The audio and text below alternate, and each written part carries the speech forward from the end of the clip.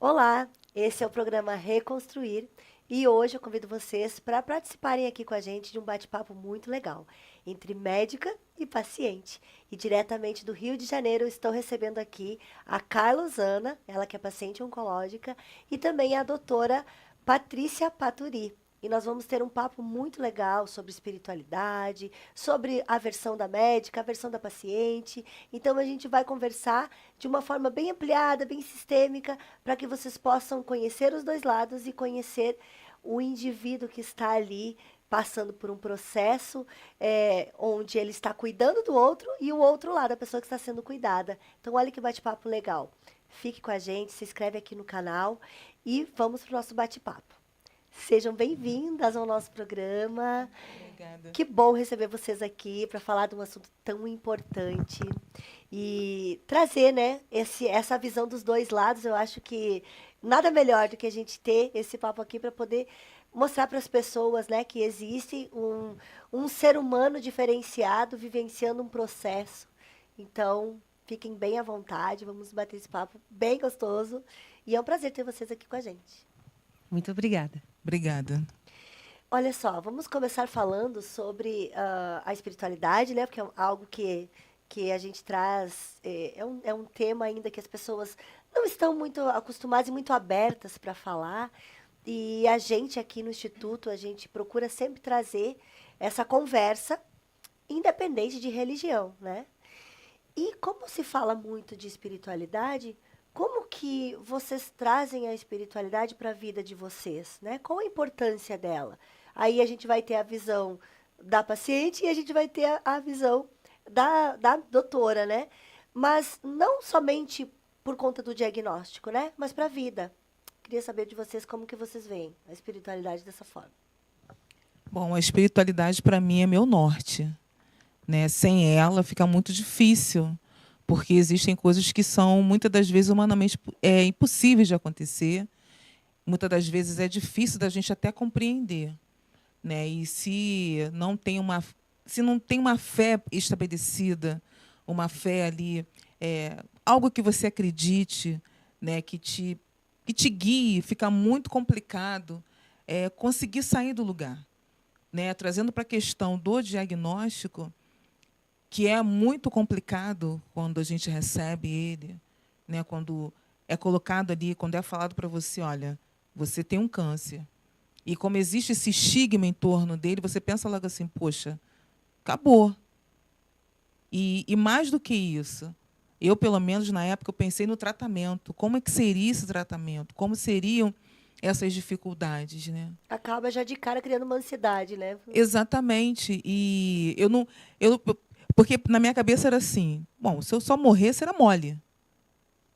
Passei lá para o outro lado, né, que eu acredito que a vida continua, eu acredito, né, na sobrevivência do espírito.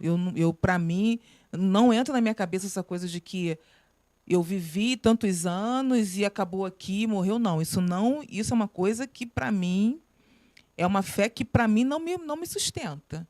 Né? Cada um vai ter o seu caminho para poder se ligar, né? Para poder fazer sua transformação.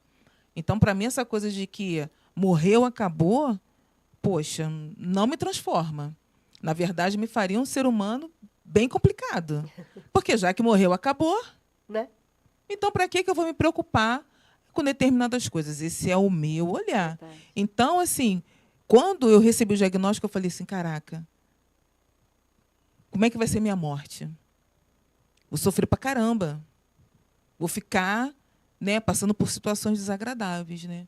E justamente a fé foi que me deu a tranquilidade, a coragem para poder me superar e buscar apoio mesmo de todos os lados possíveis. E as coisas realmente foram acontecendo. E na minha vida é isso, né? O tempo inteiro eu sempre acreditei muito. A fé é algo, né, tanto que no card do encontro, né, da Conexão Onco, eu coloquei, pedi para você colocar, né? Feita de fé, coragem e amor. Porque realmente é o que me faz mesmo. Eu tenho muita fé, acredito muito, não só na espiritualidade, mas no ser humano, na capacidade que o ser humano tem de se reconstruir. Com certeza. E aí, doutora, qual é a sua visão da espiritualidade? Que lindo, né? Que lindo ouvir isso. A espiritualidade para mim é algo que, e a sua pergunta é muito legal, assim, como é que a gente começa a utilizar a espiritualidade no nosso cotidiano para sair do universo da espiritualidade é algo inatingível, é algo que está longe, é um outro espaço. Eu gosto muito de ler e estudar sobre as dimensões de frequências vibracionais distintas do que do planeta Terra. Seja isso verdade ou não, é algo bem interessante para a gente pensar que pode existir.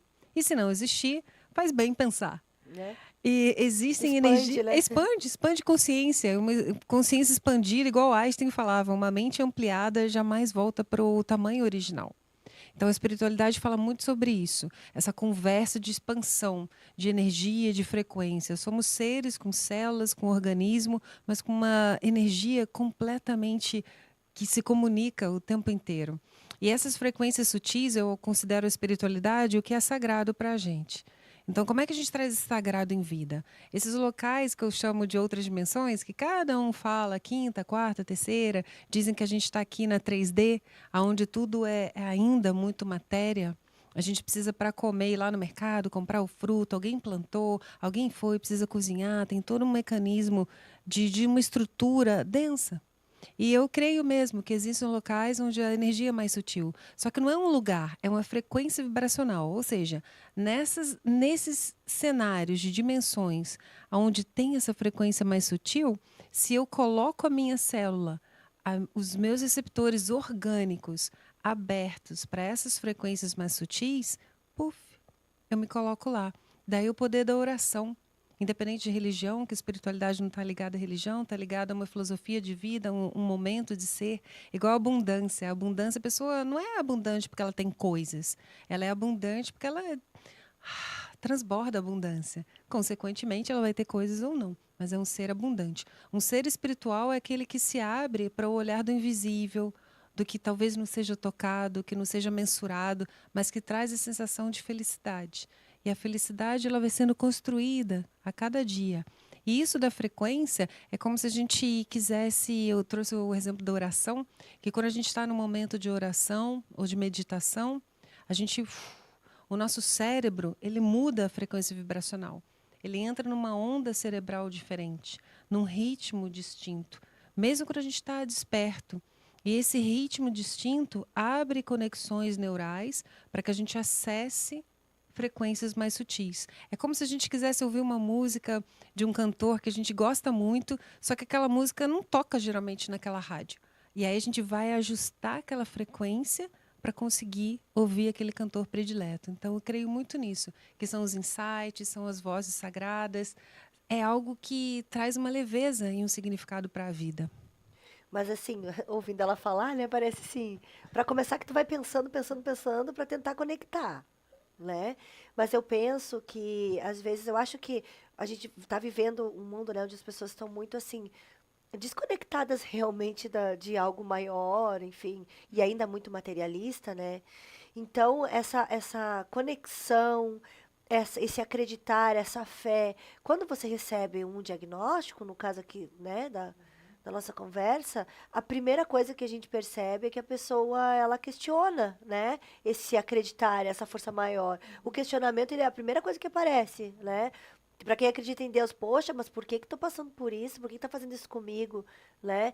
Então eu acho que isso também vem de antes, né? Porque se a gente parar para pensar e tentar conectar tudo que ela trouxe, né, dessa forma, imagina que se a gente encontrar uma adversidade no dia a dia, fica mais fácil, não que seja, né, uma coisa tranquila de fazer, mais fácil de compreender, né?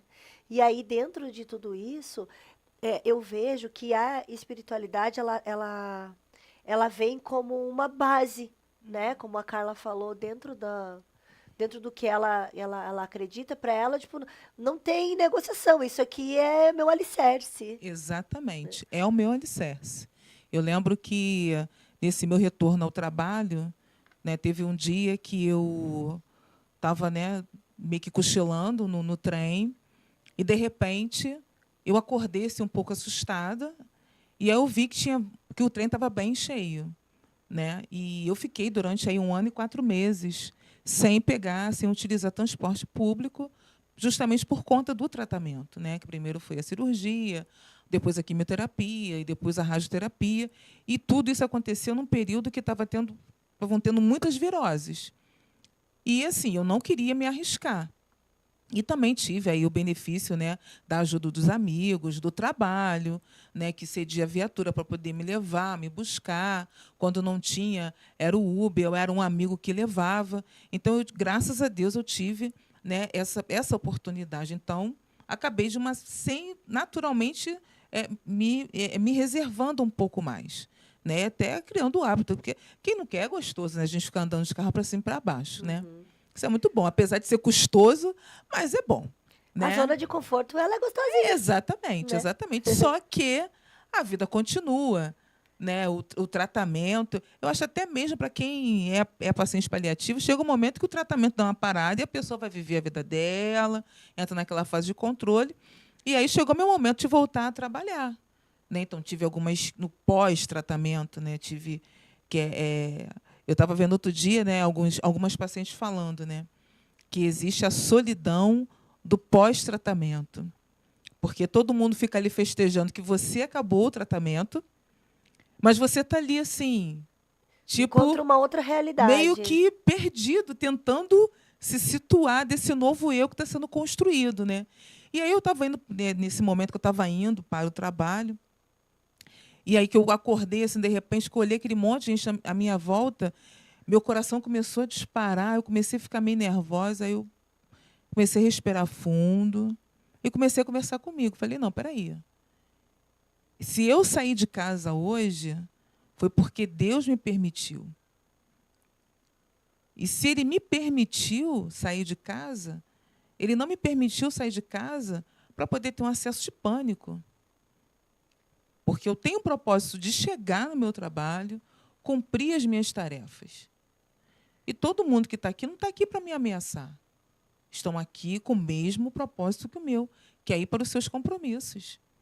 E aí aquilo eu fui respirando, entrando em negociação comigo mesma, me acolhendo, até que eu consegui me acalmar. Então, se não fosse a fé em Deus, acreditar no propósito que Deus tem para cada um de nós, seja que religião a pessoa tenha, eu com certeza eu levantaria dali, já ia ser todo um transtorno. Fica fácil se entregar para aquela situação, né? Fica Exatamente. muito mais fácil se entregar. E seria, de repente, mais cômodo eu levantar e voltar para minha casa. Eu falei, não, peraí, eu já estou quase na metade do caminho, eu vou voltar? Sim. Vou procurar um médico para poder justificar minha falta? Ou então ligar chorando para o trabalho para poder dizer que eu não tive condições de ir? Não, peraí. Né? Não é assim. Né? Então, a fé, né, a espiritualidade, a fé no divino, a fé, né, cada um vai falar de uma forma, acaba te dando assim, aquele sustento nesses momentos em que você se vê fragilizado e sozinho. Porque ali naquele momento Você com não você. tinha. Tinha um monte de gente, mas não tinha ninguém que fosse meu amigo.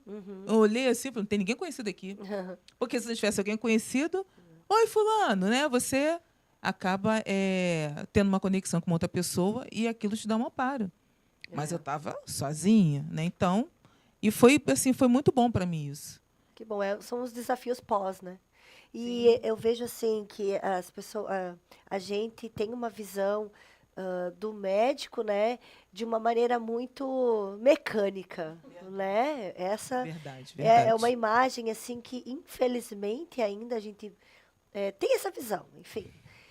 Como que você consegue, eu vou falar você, como você consegue trazer essa leveza para o teu dia a dia, para, né, como cirurgiã também, né?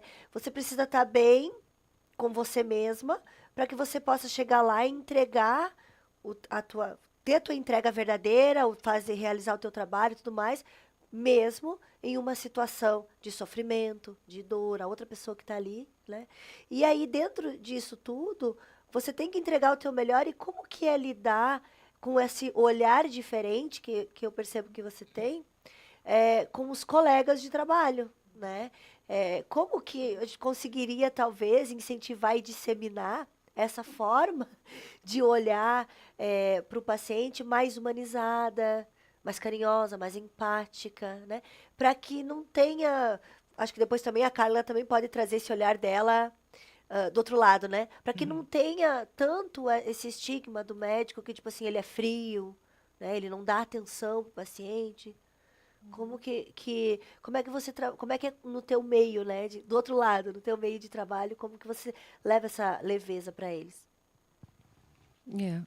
A gente sempre tenta levar leveza. Talvez esses médicos também mais mecânicos tentem na forma deles. E tem paciente para todos os tipos. Nem sempre o paciente está tão aberto para esse toque da espiritualidade. A espiritualidade é muito o que é sagrado em vida. E ela traz um compromisso muito grande para a pessoa também. Ao mesmo tempo que ela traz a leveza, traz um protagonismo. Porque a espiritualidade ela traz um chamado de uma reflexão. A espiritualidade é assim, o que é sagrado para você. E aí a gente traz um protagonismo assim, esse seu movimento, trazendo como se fosse perguntando para o paciente, esse seu movimento, essa sua atitude te aproxima do que você quer para a tua vida? Te aproxima da pessoa que você quer ser? Te aproxima dos seus sonhos ou te afasta? Então, primeiro é trazer a clareza do que é sagrado, que muitas vezes a gente nem sabe o que é sagrado para a gente. Todo mundo só pensa, meu filho, meu companheiro, não sei o quê. Por isso que talvez muitas vezes existe esse questionamento inicial, né? Tipo assim, ei, por que comigo e Deus me abandonou? Para quem acredita dessa forma.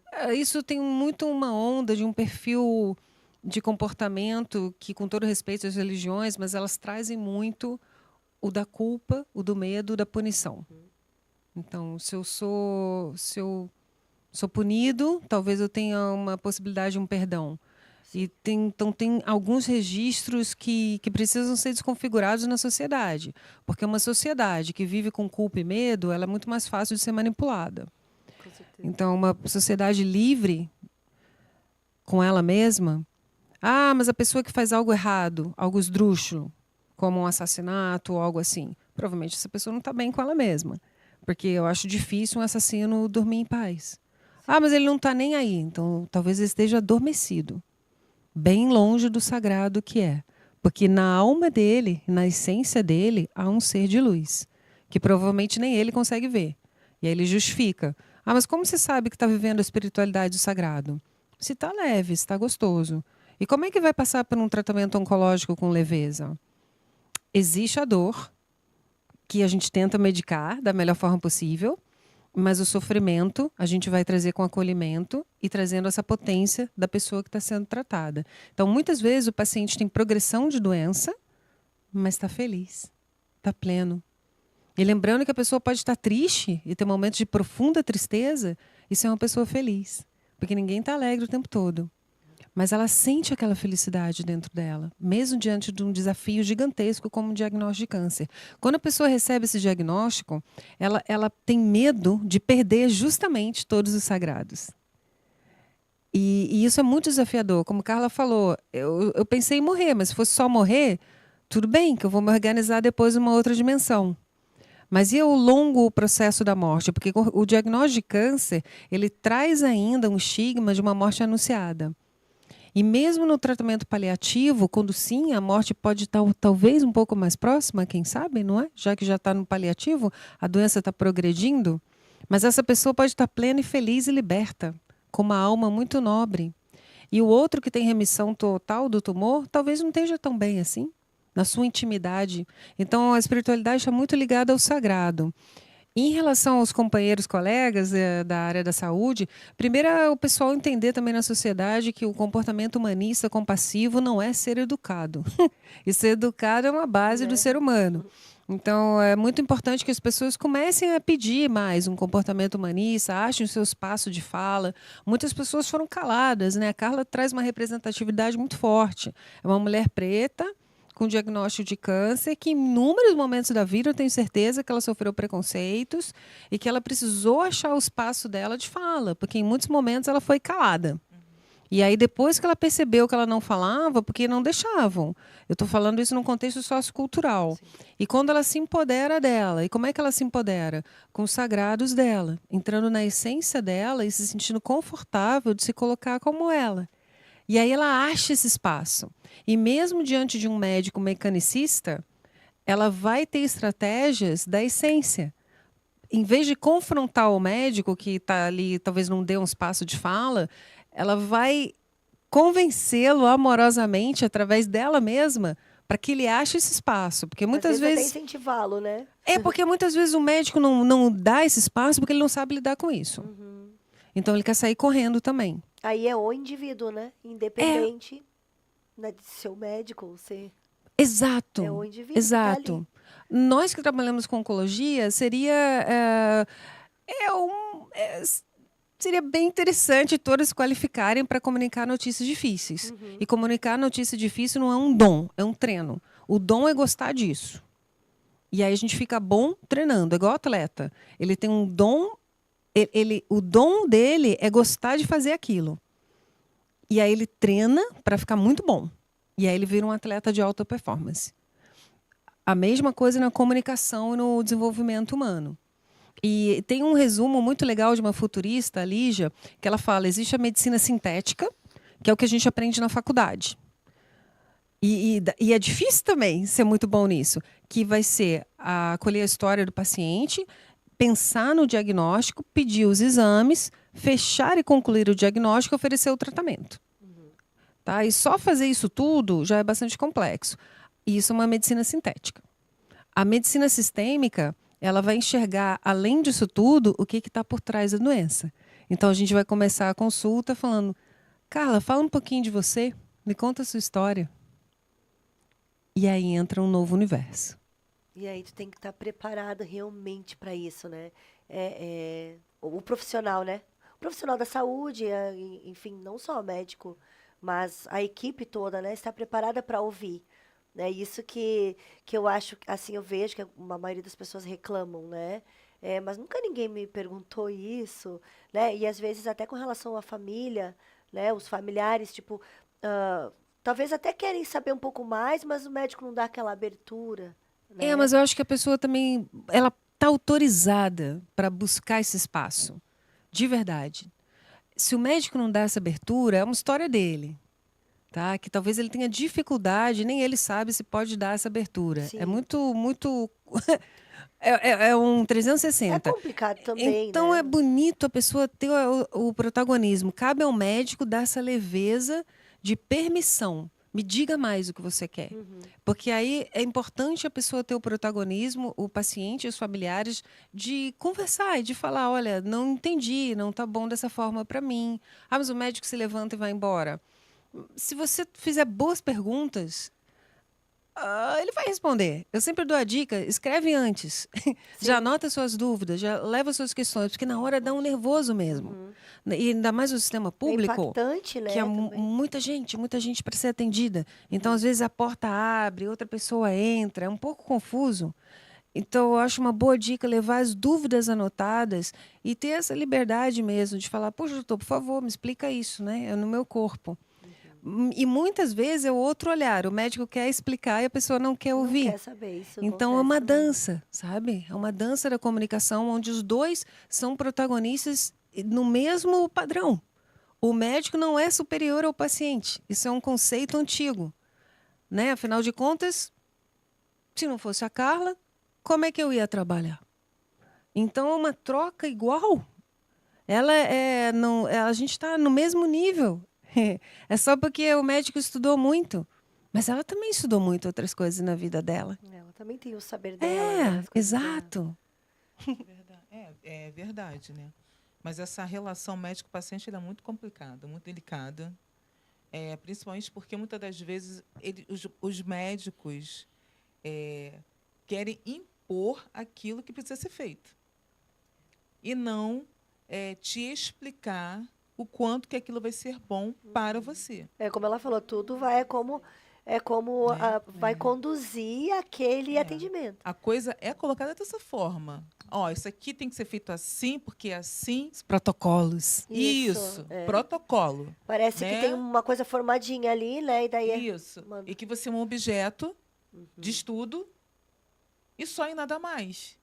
Né? E eu falo que a minha experiência como usuária do SUS no Fundão me fez muito refletir sobre isso. Porque eles não estão preparados para um debate. Para um debate sem os termos técnicos. É isso Debate que falta real. muitas das vezes. Exatamente. Porque ele vai ter que me explicar sem usar a linguagem médica. Então, eu vejo que muitos até não conseguem conversar por conta disso.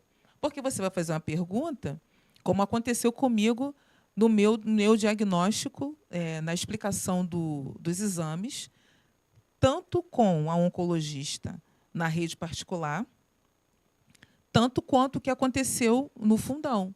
Na rede particular, primeiro eu levei a biópsia, ela olhou e falou, olha, a gente ainda não tem como traçar o seu tratamento, porque precisa do imunohistoquímico para poder a gente ver qual é o tipo, né, qual é o subtipo do tumor, né, porque o câncer de mama, né, tem 4 subtipos, né, que é luminal, né, hormonal, que se divide em luminal A, luminal B, aí depois vem o HER2, né, e o triplo negativo, que, segundo a medicina, é o mais agressivo.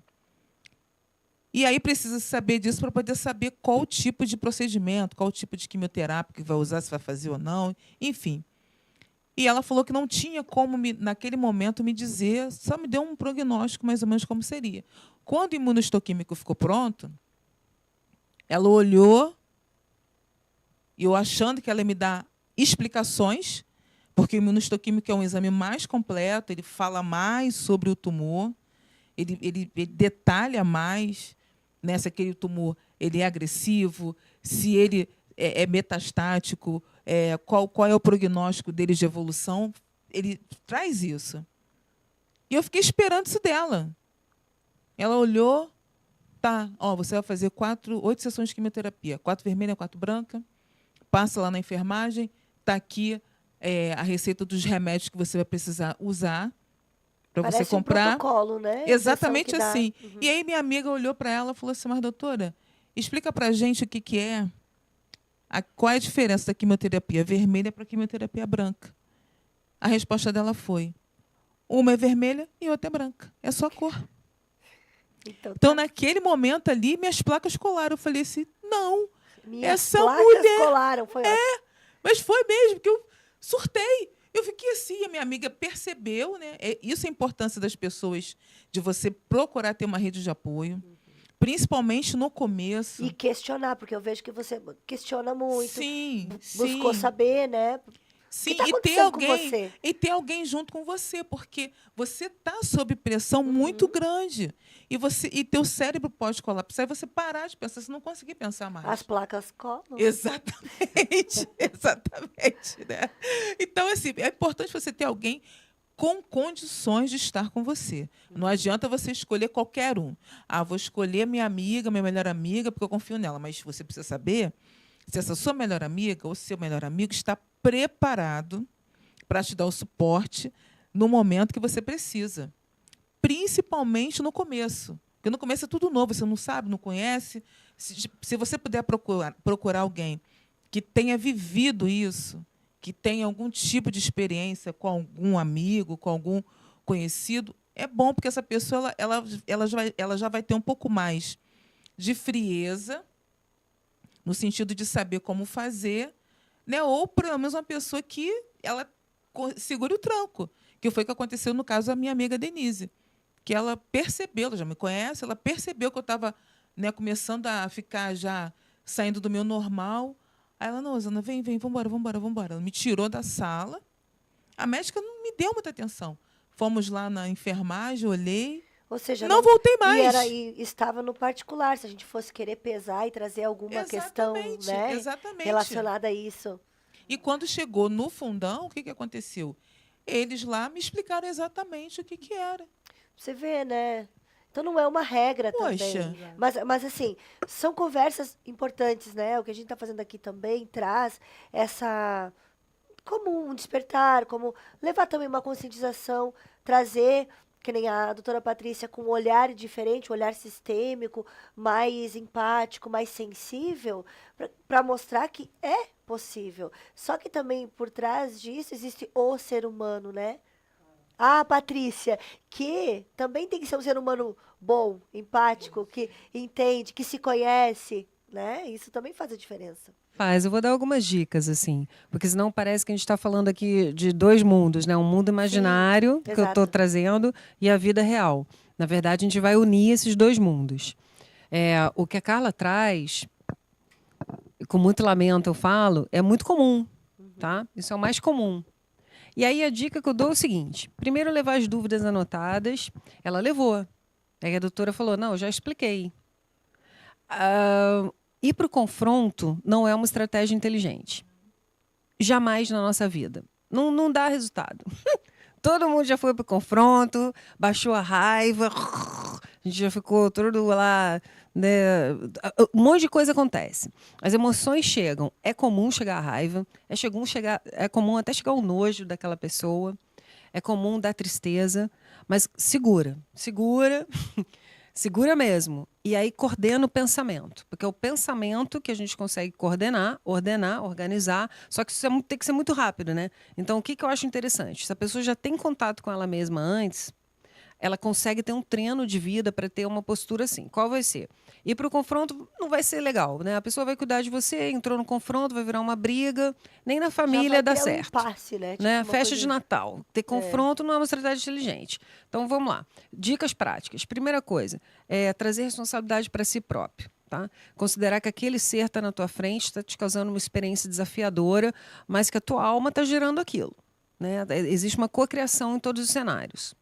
Ah, não tenho nada a ver com aquilo. Tem sim.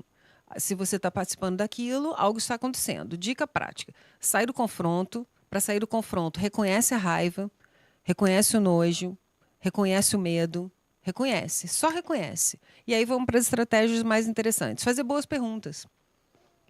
E trazer para a responsabilidade. Primeiro, doutor, em vez de falar, doutora, pô, a senhora é uma grossa, né? Que indelicadeza falar assim comigo, que dá vontade de falar isso. Só que aí você está no confronto. A pessoa já levanta a barreira. Então, traz a responsabilidade para si. Eu me sinto muito desconfortável quando a senhora fala assim comigo. Eu me sinto fragilizada quando a senhora fala assim comigo. Pronto, já baixou a barreira da médica. Né? Ou do médico, sei lá, de quem está lá na frente dele, o profissional da saúde. Porque a pessoa já entendeu que ela não está julgando, ela está trazendo para ela o que o outro está causando. Isso já é um sinal de uma experiência, de uma maturidade emocional muito grande. Outra dica, fazer boas perguntas. Em vez de continuar com frases que vai ficar num looping e ninguém vai concluir nada. Ah, interessante ponto de vista, doutora. Quimioterapia branca é branca, vermelha é vermelha. Interessante, isso parece lógico, mas para mim não é. O que quer dizer a cor vermelha dentro do remédio? Levar perguntas. É que, na verdade, nesse momento, o desafio é tão grande que a pessoa fica estancada na raiva. E muitas pessoas nem questionam nada, E com aceitam tudo e medo. vai embora, e é isso, né? Isso, saiu correndo. Porque dá vontade de sair correndo mesmo, né? Exatamente. Mas Não então, tive reconhece, condições. transforma e vai. Levar uma pessoa da família, um amigo, alguém, é interessante. Não teve condição naquela hora, mas numa próxima consulta com outro médico que agir assim, você já vai ter. É igual quando a gente anda no mato e a gente não vai com a roupa apropriada. A gente vai e se rasga inteiro, machuca a perna, não sei o quê. Na segunda vez, vai machucar menos. Porque eu vou saber que aquela plantinha ali faz assim na minha pele, pode ir. Então, eu vou passar com mais leveza.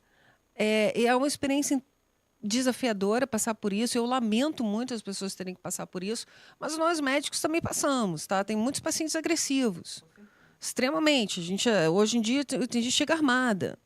Então, assim, é uma dança e lembrar que a comunicação sou eu e mais alguém. Então, para que a gente consiga construir essa dança de uma forma mais harmoniosa. O protagonismo do paciente traz isso, né? Essa questão de ser protagonista, porque muitos aceitam com facilidade aquela coisa de que o médico está falando, ele tem razão e eu não vou discutir com ele, porque ele é o meu superior aqui naquele momento, né? Então acaba que você não tem o protagonismo, tipo assim, não, mas é minha vida, né? Eu quero saber mais, eu quero aprofundar, porque eu quero lidar com isso. Só que aí, se for parar para pensar, com relação, independente de diagnóstico ou não, a pessoa vem levando a vida dela sem ser protagonista, né? Aí a gente vai lá para a questão do autoconhecimento. Isso. O quanto o autoconhecimento faz a diferença nas adversidades. Com certeza. Né? E aí vai ser numa questão financeira, vai ser no diagnóstico de uma doença. Exatamente, é isso mesmo. E o protagonismo ele é imprescindível mesmo, né? Mesmo que a gente esteja com medo, não tem jeito. É sobre você. É sobre você. Né? Muitas das vezes eu sempre falava, os efeitos colaterais são meus. O protocolo pode ser dado por você, pelo senhor, pela senhora, mas os efeitos colaterais são meus. Então, eu preciso entender o que está acontecendo. Com certeza. Faz toda a diferença, né? Não tem como, né? Até ontem, né, uma conversa que comentei, né, com a doutora Patrícia, né, que, educadamente, né, um determinado oncologista falou que me mandou calar a boca. Olha só. Porque, né, eu fazendo várias perguntas para a residente, né, eu iria começar a sessão de quimioterapia e fui fazendo perguntas. Eu estava com o resultado, né, da peça, né, que eles chamam, né, depois que retira a mama, eles chamam de peça. Né? E aí estava ali com o resultado na mão, tentando entender, como sempre, e fui perguntando para a médica. E ela foi me respondendo. E, em determinado momento, ela levantou, saiu da sala e foi falar com o responsável da pasta, no caso da disciplina, né, que era a oncologia. Aí, daqui a pouco, veio ele. A doutora X falou que você faz muitas perguntas. Fica tranquila. Não precisa se preocupar, não, que é muita coisa para você lidar. Deixa que a gente cuida de você. Aí eu Ou olhei seja, para tá, ele. não posso nem ser curiosa. Tipo assim. Aí eu olhei para ele e falei assim, doutor, muito obrigado pela sua preocupação, mas acontece que eu quero aprender para ensinar para as outras pessoas. Aí ele olhou para mim, assim... Essa não vai dar. E não Eu vou deu ter que lidar mesmo. com essa aí. Adoro. E não deu, e não deu mesmo. E quando você falou do autoconhecimento, Gisele, realmente, né, o autoconhecimento, ele vai te dar isso em qualquer situação. O raio-x para você entender por que aquilo está... Para quê? Por que não? Para quê que aquilo está acontecendo na sua vida? Porque quando a gente se reconhece enquanto indivíduo, quando a gente se reconhece como alguém que está aqui para se desenvolver, né, buscar sua alta performance. A alta performance, vamos lá, não é ganhar dinheiro, não é sucesso, não é fama. Alta performance pessoal. Né? Você saber quem você é, você saber quais são os seus pontos fracos, os seus defeitos, aquilo que te tira do teu centro. É muito importante isso. O que me enfraquece? Isso aqui me enfraquece. Então, eu preciso trabalhar isso aqui que me enfraquece para que isso aqui não seja motivo de eu cair, que são as rachaduras que existem em cada um de nós. E esse confronto, ele é muito delicado. Até porque você tem que colocar uma lente de aumento. Tem que estar preparado para olhar para o espelho. Exatamente. E essa lente de aumento é o quê? É a fé e a coragem. A fé de que você vai ser capaz de se olhar e a coragem para você fazer aquilo que necessita. Porque senão você não vai passar, você não vai ter uma X questão, mas você vai ter uma outra questão. E quanto mais você tentar se esconder atrás das situações, mais situações difíceis vão acontecer até você acordar. Com certeza. E, infelizmente, essa é a realidade. Com certeza. A vida é desafiadora, né? Então, é sobre isso. Sempre, né? sempre. Viver é isso. Gostaria de dar uma pausa aqui para convidar vocês para se inscreverem no nosso canal e também conhecerem o Instituto Reconstruir. Nós estamos aqui na cidade de São José, Santa Catarina, e a gente leva um acolhimento e apoio a pacientes oncológicos e seus familiares. Então, aqui na nossa casa, na nossa sede, nós temos atendimento gratuito para os pacientes e também para o familiar. Atividade física, como pilates, atendimento psicológico, assistência nutricional e jurídica, grupo de apoio para o paciente e para o familiar, micropigmentação de sobrancelha e de mamas. E também eu convido vocês para virem conhecer a nossa sede, conhecer o nosso trabalho, ser um voluntário, ser um apoiador, ser um parceiro, sempre tem muitas coisas que a gente pode aqui estar unindo forças, né, para transformar, para levar para essa jornada que é o diagnóstico do câncer, uma leveza, uma forma diferente de olhar, como a gente está trazendo aqui nesse bate-papo. É muito importante, como a gente está falando aqui, a questão da espiritualidade, sim, mas o autoconhecimento. Então, uma das bases do nosso trabalho aqui é isso, né? É a reforma íntima, levar a pessoa a estimular a se conhecer, se reconhecer como indivíduo. Então, isso também faz parte do processo de cura e faz parte do processo de evolução, né, de todos nós. Então, é importantíssimo que você está passando pelo diagnóstico, ou tem algum familiar ou conhece alguém, também busque esse autoconhecimento. Esse bate-papo, ele vale para que a gente possa levar uma conscientização para a sociedade, né? Para que as pessoas também percebam o quanto é importante elas buscarem esse confronto, né? Vamos olhar para o espelho. O que me tira do sério? Qual é a situação que me balança? Mas o que me fortalece, né? Buscar o seu sagrado, né? Como a doutora falou. Então, é que a gente possa também estimular as pessoas a expandir a consciência, né? A abrir o olhar, né? Um olhar diferente para esse lado. E aí, dentro disso, eu queria que vocês trouxessem, assim, uma fala, uma palavra para que as pessoas que estejam em casa possam despertar para essa busca, independente de estarem em um diagnóstico ou não, sabe? Trazer como que elas podem dar o primeiro passo, como que foi para vocês, porque eu sei que são duas pessoas que buscam se melhorar enquanto indivíduo, independente do diagnóstico, independente da profissão. Olha, a dica que eu dou, assim, para ficar no coração das pessoas é que a educação é a base de uma nação, a educação é a base do planeta. E é muito bonito que a gente comece a valorizar a educação focada no desenvolvimento humano. A gente está muito acostumado a estudar matemática, geografia, história, português, na língua portuguesa, ou disciplinas clássicas. Assim, segue nas faculdades, em todos os cursos. Todas essas disciplinas são importantíssimas, assim como a dança, a arte, a poesia, que também é colocada meio de lado como uma coisa menor. E a inteligência emocional, ela precisa ser implantada nos colégios, começar desde pequenininho. Porque a gente não aprende isso na faculdade e a gente também não aprende isso no colégio. E muitas vezes isso é considerado uma disciplina menor. E não é, porque o desenvolvimento humano vai trazer habilidade de comunicação. A comunicação bem coordenada entre, por exemplo, paciente e médico é um treino. É um treino de comunicação interior que vai extravasar para a comunicação exterior. Então, provavelmente, esse exemplo que ela trouxe do doutor, me parece que ele não deve estar muito bem lá dentro dele, a ponto de não conseguir extravasar e transbordar uma explicação, né, que envolve compaixão, que envolve reconhecimento, que envolve escuta, que envolve saber falar.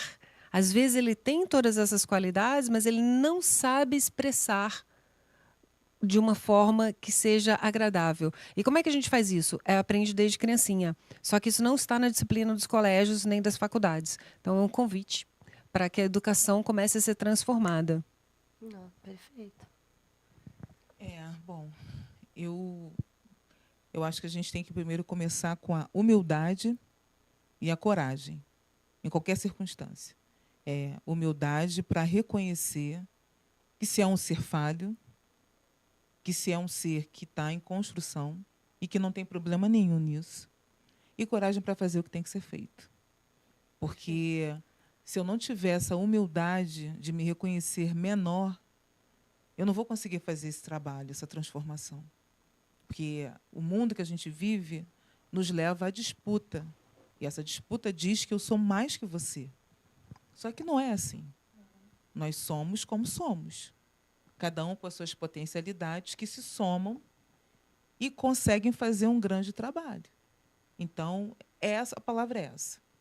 Humildade e coragem. Que foi o que realmente assim me ajudou. Que eu perguntei para o Pérola, o que você quer de mim? E ele me respondeu, que você se olhe.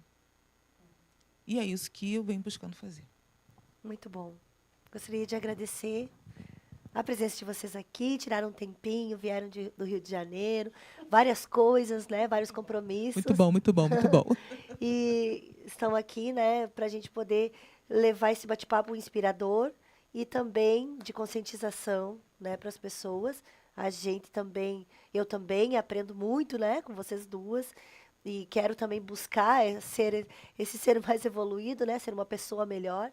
E é muito bom a gente poder ter esses, né, tipo assim, como se fosse um chacoalhão. Ei, né, bora lá olhar. Então, eu agradeço de coração a participação de vocês. Desejo que a gente possa somar cada vez mais, né? Para que a gente possa levar esse olhar diferenciado para as pessoas e para a sociedade. E é isso, gente. Vamos encerrando aqui o nosso programa de hoje. Não esqueça de se inscrever no nosso canal, acompanhar nas redes sociais, @Reconstruir Instituto.